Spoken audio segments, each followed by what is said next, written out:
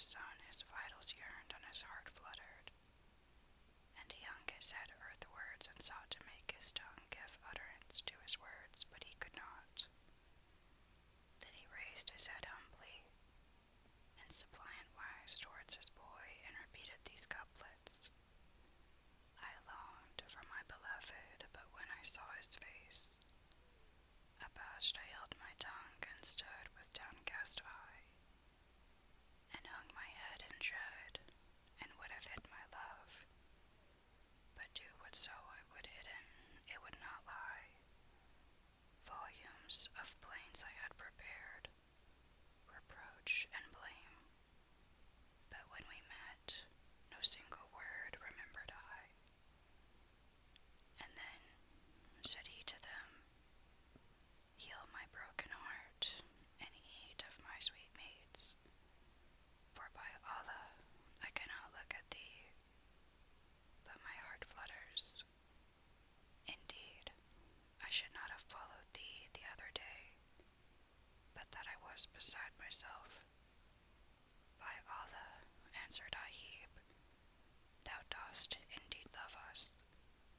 We ate in thy house a mouthful when we were here before, and thou madest us repent of it, for that thou followed us, and wouldest have disgraced us.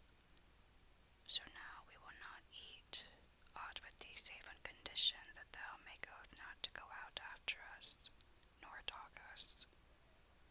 Otherwise we will not visit thee again during our present stay, for we shall halt a week here whilst my grandfather buys certain presents for the king. Quoth Hassan of Basra, I promise you this. So Ahib and the eunuch entered the shop, and his father set before them a saucer full of conserve of pomegranate grains. Said Ahib, sit thee down and eat with us, so haply shall Allah dispel our sorrows. Hassan the Basrite was joyful, and sat down and ate with them, but his eyes kept gazing fixedly on Ahib's face, for his very heart and vitals clove to him. And at last the boy said to him, did I not tell thee thou art a most noyous dotard, so do stint thy staring in my face? But when Hassan of Basra heard his son's words, he repeated these lines. Thou hast some art the hearts of men to clip, close veiled for hidden mystery dark and deep. O thou whose beauty shamed the lustrous moon, wherewith the saffron morn fears rivalship, thy beauty is a shrine shall never decay, whose signs shall grow until they all outstrip. Must I be thirst burnt by that Eden brow, and die of pine to taste? Hassan kept putting morsels into Ahib's mouth at one time, and at another time did the same by the eunuch. And they ate till they were satisfied and could no more. Then all rose up, and the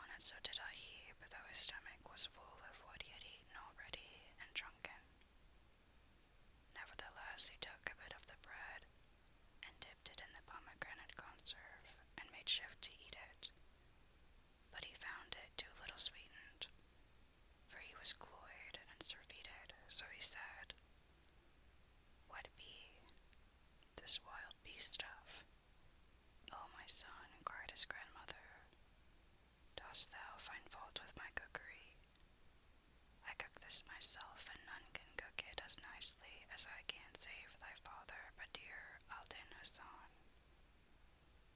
By Allah, O my lady, Aib answered, this dish is nasty stuff, for we saw but now in the city of Basra a cook who so dresseth pomegranate grains, that the very smell openeth a way to the heart, and the taste would make a full man long to eat.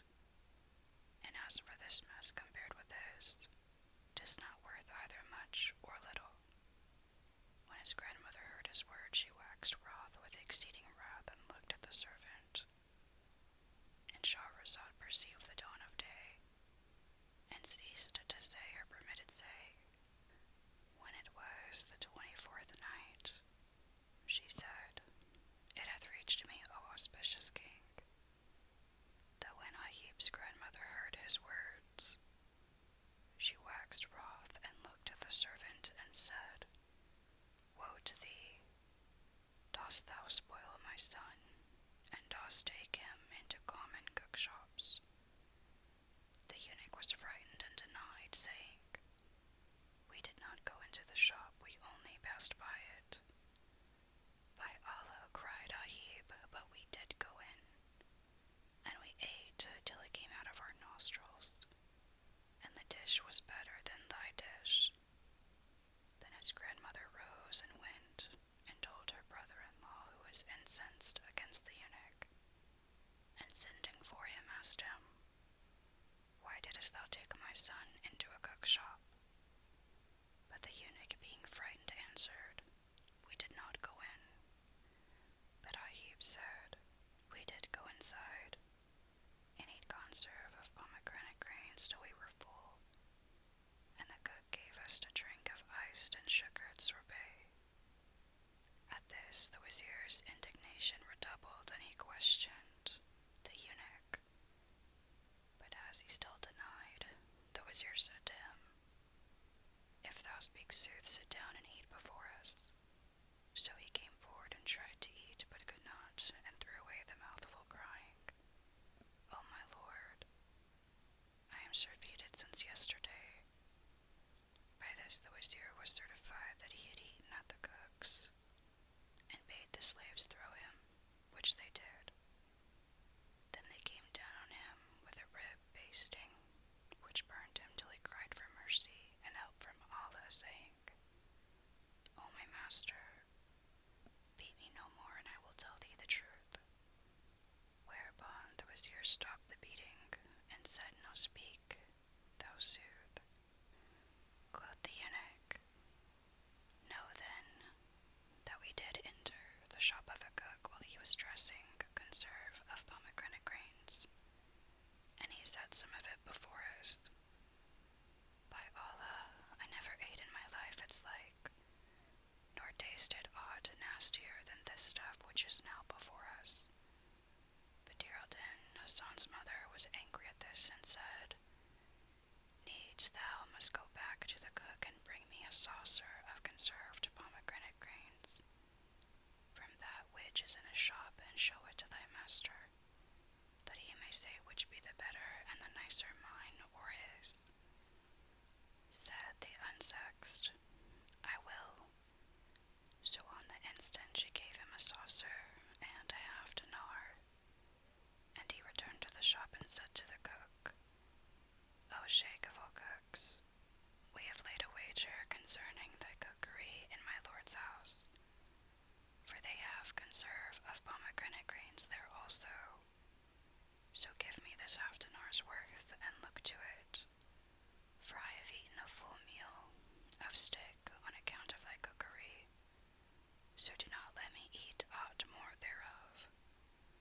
Hassan of Basra laughed and answered, by Allah, none can dress this dish as it should be dressed, save myself and my mother, and she at this time is in a far country. Then he ladled out a saucerful, and finishing it off with musk and rose water, put it in a cloth which he sealed, and gave it to the eunuch, who hastened back with it. No sooner had Badr al-Din Hassan's mother tasted it,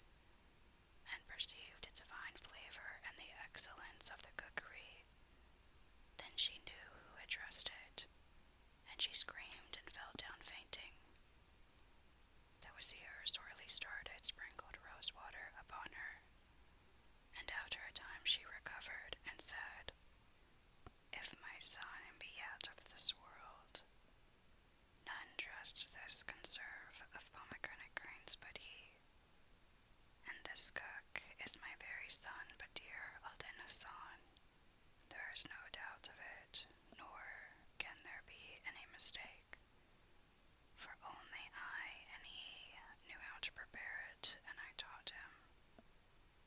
When the Wazir heard her words, he joyed with exceeding joy, and said, "Oh, the longing of me for a sight of my brother's son! I wonder if the days will ever unite us with them. Yet it is to Almighty Allah alone that we look for bringing about this meeting."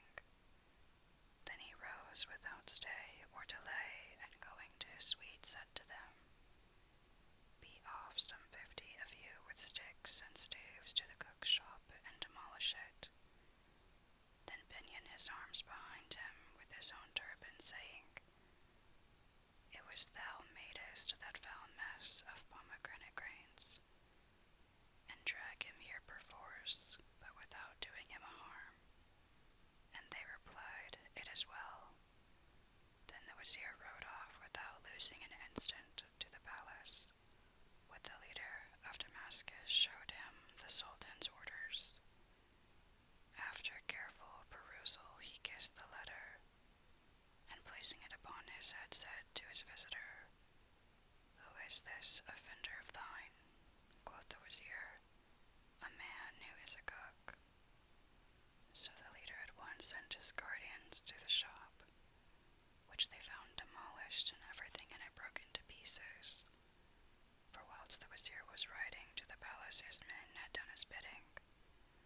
Then they awaited his return from the audience, and Hassan of Basra, who was their prisoner, kept saying, "I wonder what they have found in the conserve of pomegranate grains to bring things to this pass." When the Wazir returned to them after his visit to the leader, who had given him formal permission to take up his prisoner and depart with him, on entering the tents he called for the cook. They brought him forward pinioned with his turban, and when Badr al-Din Hasan saw his uncle, he wept with excessive weeping, and said, "O my lord, what is my offense against thee? Art thou the man who dressed the conserve of pomegranate grains?" asked the Wazir. And he answered, "Yes. Didst thou find in it aught to call for the cutting off of my head?" Quoth the Wazir, "That were the least of thy deserts." Quoth the cook, "O my lord, wilt thou not tell me my crime, and what aileth the conserve of pomegranate grains?" "Presently," replied the Wazir, and called aloud to his men, saying, "Bring hither the camels."